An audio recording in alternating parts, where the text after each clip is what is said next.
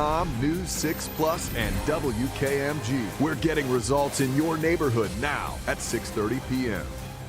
Right now at 6:30, it is the top story on ClickOrlando.com. A new discovery in 13-year-old Madeline Soto's murder case. This is News 6 at 6:30, getting results. Thank you for joining us here live on News 6 Plus. I'm Ginger Gadsden. And I'm Justin Warmoth. Hours after the teen was reported missing, two different cars drove to the area of St. Cloud where deputies later found her body. News 6 investigator Mike DeForest has the details on this bizarre mystery. So my daughter was dropped off close to school this morning, but never made it. Just hours after Jennifer Soto reported the disappearance of her 13-year-old daughter, Madeline, Kissimmee police began investigating two different cars. According to this newly released report, those two vehicles were suspected to be involved in the case. One of the cars was this silver Lincoln MKZ that belonged to the mother's boyfriend, Stefan Stearns, who's now charged with Soto's murder. The other was a white 2022 Nissan Sentra. As you can see, the owner's name is blacked out in police reports, so we do not yet know who typically drove that Nissan. On February 26th at 8:31 in the morning, the day Soto disappeared, surveillance cameras reportedly captured video of Stearns' Lincoln leaving the apartment complex where the teen lived with her mom. According to police, Soto's body could be seen slumped over in the passenger seat. About an hour later, cameras at a nearby office building allegedly captured video of Stearns' car entering a parking garage and someone moving a female body from the front seat to the trunk. At 10:14 a.m., Stearns' Lincoln is photographed returning to the apartment complex, police say. A few hours later, it leaves again. So where did Stearns' car go? Well, according to this newly released report, detectives were able to retrace its movements using automated license plate readers, traffic cameras, and other surveillance video. After Stearns' Lincoln left the apartment complex at 12:44 p.m., detectives say they have video evidence showing it traveled east on US 192 towards St. Cloud and then turned south on Old Hickory Tree Drive. That just happens to be the area where authorities would later find Soto's decomposing body. Nearly an hour later, police say the car was photographed along US 192, headed back to the apartment complex. Again, that was the silver Lincoln belonging to Stearns. But what about the second car, that white Nissan Sentra? According to investigators, the following morning at 3:16 a.m., the Nissan is photographed leaving the apartment complex and heading east towards St. Cloud along nearly the exact same route as Stearns' car took the previous day. Detectives say the white Nissan also turned down Old Hickory Tree Drive, where Soto's body was eventually found. About 35 minutes later, investigators say the white Nissan got back on US 192 and returned to the apartment complex. So the big question, who was driving that white Nissan? Well, at this point, that still remains a mystery. These records do not indicate whether detectives think it was Stearns, maybe returning to the crime scene in a different vehicle, or perhaps someone else. We will be learning a lot more in the days and weeks ahead as Stearns is prosecuted. Mike DeForest, News 6. Now to another brutal and senseless murder. A 13-year-old girl found in a closet stabbed. Now the man accused of killing her is in jail a week later. 28-year-old Jeremy Dorisme was arrested last night for the murder of 13-year-old Rose DeJuice. The sheriff says the teen was stabbed to death in her apartment complex on South Rio Grande Avenue on July 4th, and the suspect has a long criminal history. Does the man arrested have a criminal history? He had been arrested for lewd and lascivious behavior on a child. That case was ultimately dropped to child abuse. I'm not sure what time or how much time he served, but he does have a history. Our deputies have come in contact with him recently. There is a GoFundMe page that's been created to help with the funeral. It was shared by the sheriff's office. If you'd like to help the family out, we have posted a link in this story on ClickOrlando.com. And breaking right now, Alec Baldwin's involuntary manslaughter trial is over. That's right, it is over. The judge throwing out that case just minutes ago. And this comes after the actor's defense attorneys claim the prosecution intentionally withheld evidence from them. Prosecutors say the rounds came from a different production, not Rust, and were not even the same size as the round that killed Helena Hutchins. Now that the case is done, it cannot be filed again. The trial only lasted just 2 days. Well, we are also keeping an eye on breaking news tonight. A shooting inside a 7-Eleven. Deputies opened fire on a man who who had a gun. It happened at the 7-Eleven along Oak Ridge Road at Kingsgate Drive. That's just across the street from an elementary school in Orange County. Sheriff John Mina said this started as surveillance with his gang unit, who watched as a man left a house with a gun. That man took a scooter to the 7-Eleven and was stopped by some deputies. But the sheriff says the man ignored the deputies and appeared to reach for the gun, and that's when one of the deputies shot him. There was a struggle for the gun, and the man was shot again. He later died. No one else was hurt in this. The Florida Department of Law Enforcement is investigating this shooting. Live look downtown now from our Light Orlando Delivering Hope camera. And if you have any outdoor plans, you should likely be in the clear this evening. Meteorologist Julie Broughton is in for Jonathan, pinpointing what's in store tonight and this weekend. Julie? Yeah, most of us are looking pretty good right now. That was a really pretty shot you had of downtown Orlando. Here's one of Port Canaveral in Brevard County. This is our Launch Credit Union camera. Now, we are seeing some rain in Brevard County, and the showers have been pretty spotty, but most of us are dry. In fact, officially in Port Canaveral, you are seeing lots of sunshine, 86 degrees, but look at that. Factor in the relative humidity, it feels like 97, so it feels close to 100 just about everywhere. Here's a look at the radar. Again, most of us are dry, but we are seeing heavy rain where we are seeing showers as we go in. Right on top of Montverde, some heavy rain, and these showers are moving so slowly off toward the east, stretching down to Oakland. As we take you farther to the south, down toward the Four Corners region, this is just to the north of Intercession City. Also some heavy rain, not much lightning. And as we take you out to Brevard County and we loop back over the last half hour or so, this cluster of showers moving very slowly off toward the east, moving toward areas like Melbourne, Palm Bay, Malabar, and Grant and Valcaria, producing some heavy rain. There is some lightning in that cluster of storms, and the radar has indicated there potentially could be some very small hail in there. So if you're in this area and you're seeing any hail, shoot me an email and let me know. Now, we'll keep a few showers around as we head through the next couple of hours. Coming up in just a few minutes, we will track those showers, and we'll talk more about your weekend and just how hot it will get for you. All right, Julie, thank you. Get pinpoint weather on the go and use live interactive radar with our free New 6 Pinpoint Weather app. Search WKMG in your app store. Turning now to some giant news in the world of space. The FAA is grounding all SpaceX Falcon 9 launches after a botched Starlink mission that took off from California last night. It was SpaceX's first failure in almost a decade when the upper stage of the rocket failed to fire several minutes into flight. SpaceX blames the issue on a liquid oxygen leak and says it expects the satellites to burn up in the atmosphere. But the FAA says the problem has to be fixed before a Falcon 9 can lift off again. CBS News space analyst Bill Harwood says the process could take a while. SpaceX won't be able to launch any more rockets until that investigation is complete, and the FAA agrees with the recommendations and corrective actions, and we don't yet know how long that's going to take. Could be several weeks before we see our next Falcon 9 launch. SpaceX says the satellites went into the wrong orbit, but there is no danger to the public. So what does this mean for SpaceX's bottom line, or at least its lofty goal of 100 launches this year in 2024? Well, they were at about 50, but now with the pause, that could be impossible. It has been a growing problem, parking in New Smyrna Beach. Now, we've been telling you the area is short about 700 parking spots. The city was working on some solutions. The city council is considering a new shopping center, which will have more parking and bathrooms, as well as stores for locals and the visitors. So it will be built along Atlantic Avenue between 3rd and 4th Avenue, just off US 1. But many who visit the beach are not behind the idea. News 6's Jarrell Baker explains why. Here in New Smyrna Beach off of South Atlantic Avenue, right here where they have the old Regions Bank, they're trying to turn that into this right here. Now, this is a plan that's in the works. They could be bringing a 5-story shopping center to this area. It will come with 300 parking spaces. To build something like that would interfere with what you have now, I just don't agree with. While the proposed nearly 35,000 square foot shopping center is exciting to some, several local beachgoers like Bert Stanley, who lives 4 miles up the road, says he's not thrilled with the idea. If they were to build this thing, I think it should be in a different location, away from some of the historic sites in the beach.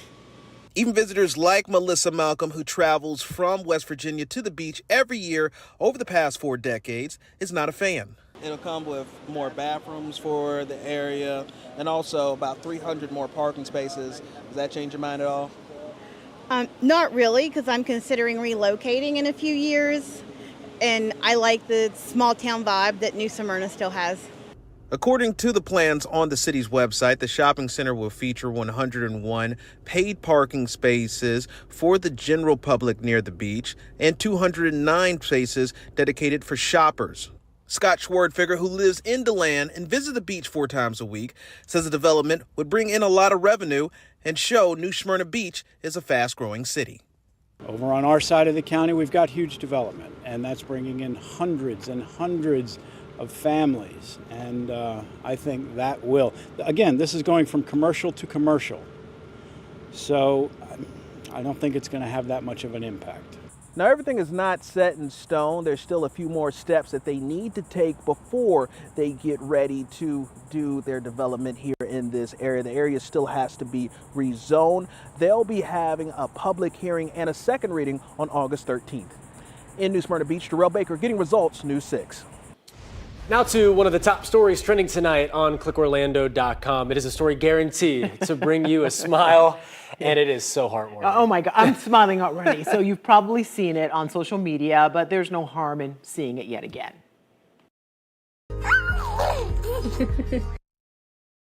I just love her little arm rolls.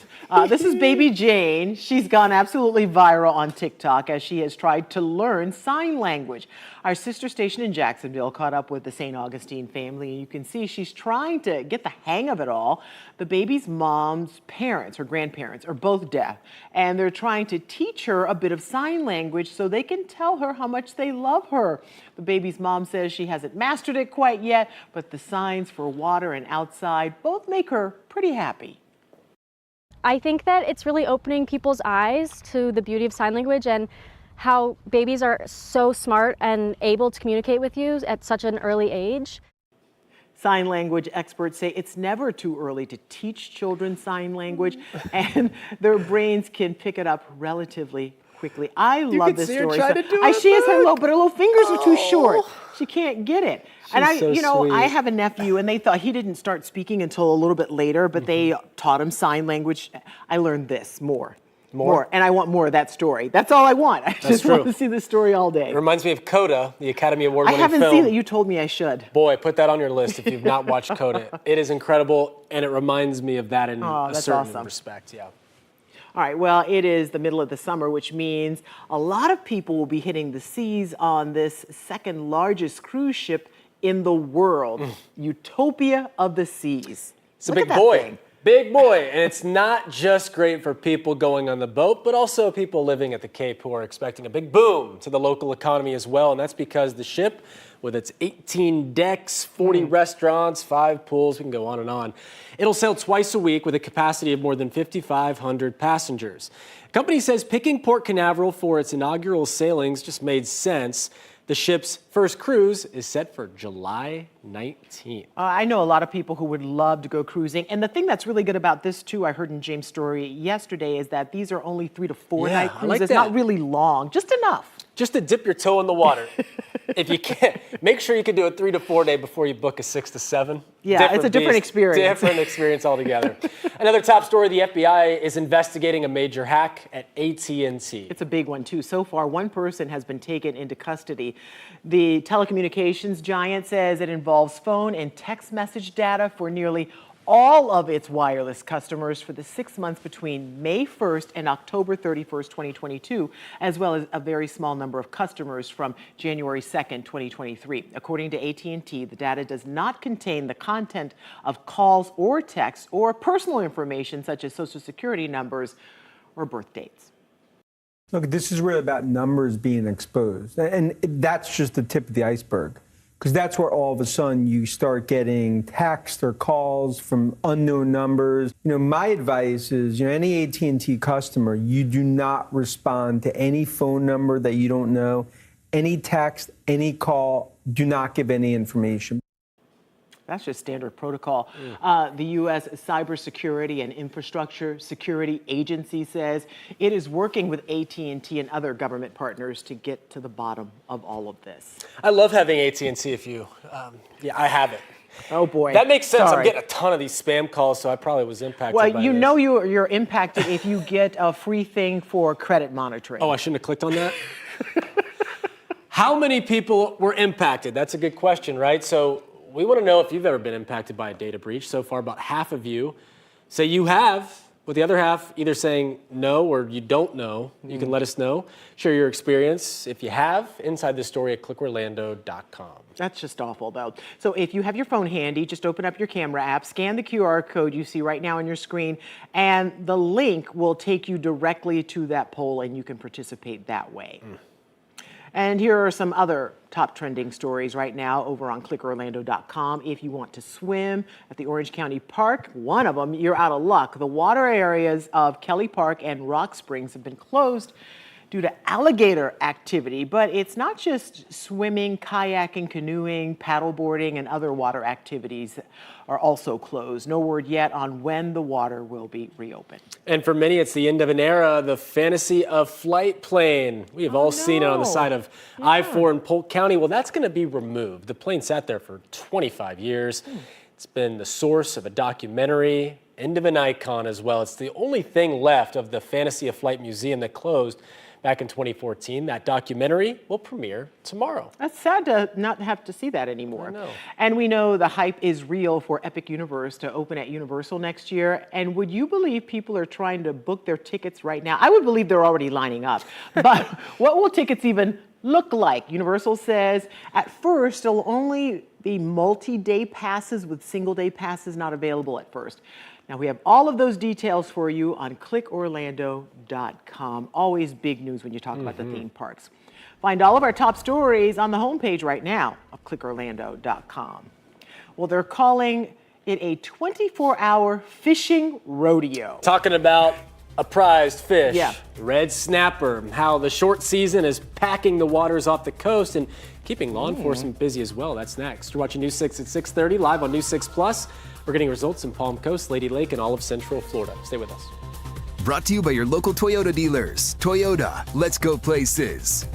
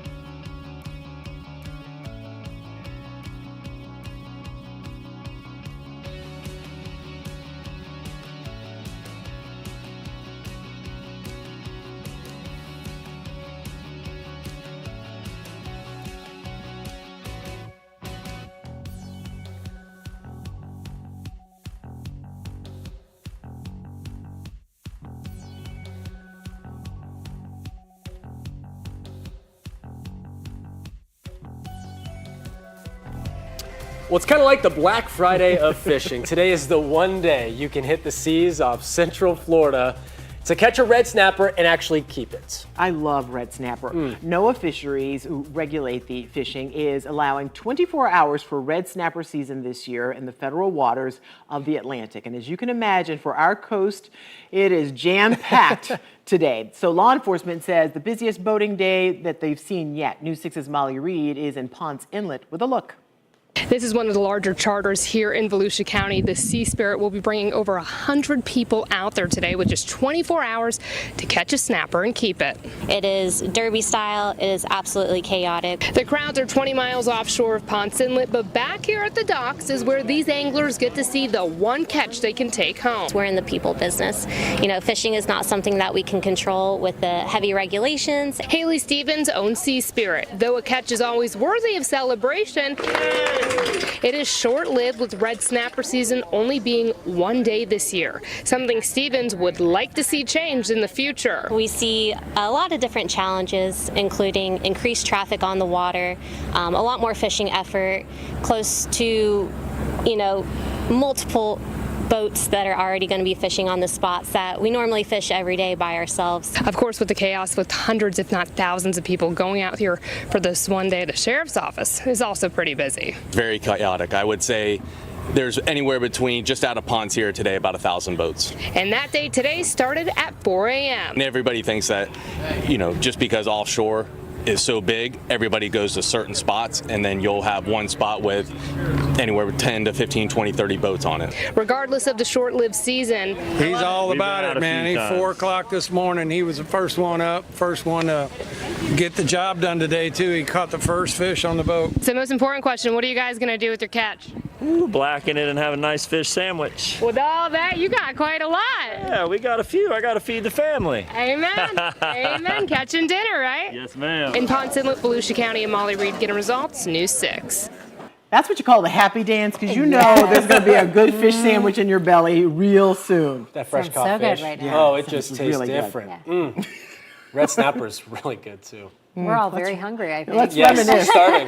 Yeah, are we having dinner outside tonight, Julie? Well, I don't think you are. I think, don't you not want to eat outside when it's hot? Haven't we been to restaurants before and you're like, let's sit inside? With the flies and stuff? Yeah. No, I'm not interested. Or just Don't shame just me. the heat. Okay. I'm not shaming you. I just prefer not to eat outside. I'm always cold, so I like to be outside. But it does feel like 100 degrees in a lot of spots right now. Let's go ahead and check out your weather headlines with the flies. Now, you've just ruined it for me forever, Justin. Now, as we head through the rest of the evening hours, we do still have some Saharan dust in place, so that means we could see another more vivid than normal sunset tonight. I mean, a lot of you pinned your sunsets last night, so if you see anything great tonight, make sure you head to clickorlando.com/pin it and let us know what you're seeing. Now, this weekend, we are talking about that heat returning. And of course, it's already been hot, but it will be more humid throughout the weekend, so that means our heat index will be 105 to 110 at times. We could see some heat advisories issued. That wouldn't surprise me.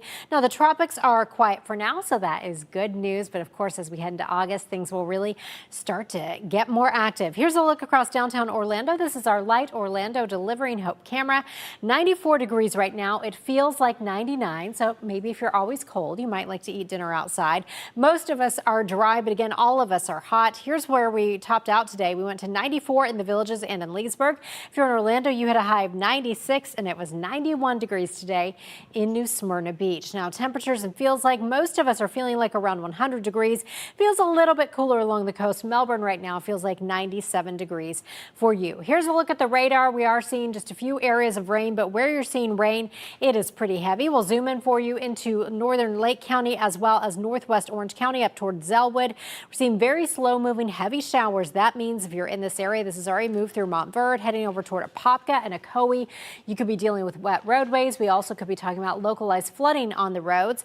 Taking you down into Osceola and Brevard County, a heavy cluster of showers moved out of Osceola County, tracking into Brevard County, crossing over I-95 along 192, moving toward Melbourne. Not a lot of lightning, but again, we have seen some lightning within those storms. Here's a look at the southeastern United States. Again, that trough of low pressure that was off our coast, the National Hurricane Center no longer watching that. That is moving to the north and east. Behind that, on the back side of that, we are seeing some dry air. That's why our showers started started later than normal today and were a little more limited than we've seen the last couple of days. Clouds and rain forecast rolling you through the rest of the evening. This model again continuing to pick up on a few more showers in Brevard County, Osceola County as we head through around 9 o'clock. But I think most of that should wrap up by around 9 o'clock or so. And then we'll be left with partly cloudy skies overnight. Now here's your pinpoint accurate forecast. Your forecast is sponsored by Florida Lottery. 77 for your overnight low tonight, and then tomorrow we go up to a high of 96. It will feel like the triple digits area-wide tomorrow. Rain chances tomorrow are at 60%. That's where we leave them for Sunday. And then we drop it slightly to 50% for Monday. But the big story this weekend, the heat. Thank you, Julie. Well, it's an event like no other in St. Cloud. Yeah, we're talking about kids versus cop in a water fight like no other. These kids they're waiting for you guys right now. They know you're coming. They're probably going to ambush us. They got water balloons! They got water balloons! Okay, a local police department battles a group of summer campers still ahead. The epic battle when News 6 at 6:30 continues. We're back in 2. Coming up on Monday, another local city considering a big hike in stormwater fees. Yes, where homeowners could soon be forced to pay a whole lot more and where you can go to have your say about it. Plus, your pinpoint weather and traffic every 10 minutes. We'll see you Monday for News 6 Mornings starting at 5 a.m.